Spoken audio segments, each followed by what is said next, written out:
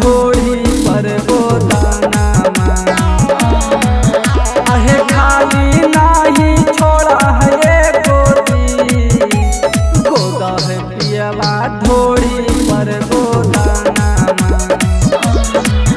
आहे मिलल गोदाना हरी साजना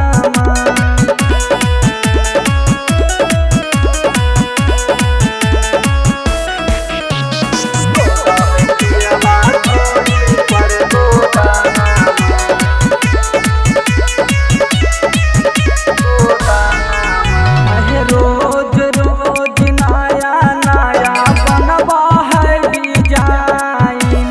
गोदा है गोदनमा पियवा काट जावाला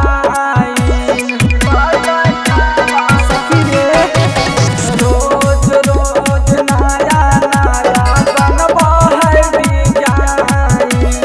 गोदा है गोदनमा पियवा काट जावाला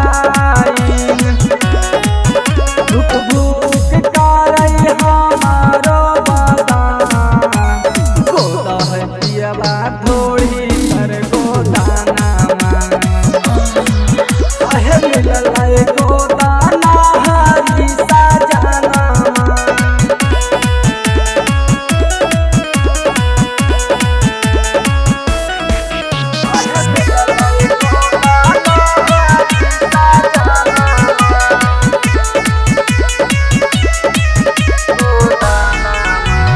पलंग पर सूता के पियवा करे कलाकारी नीला लई बालन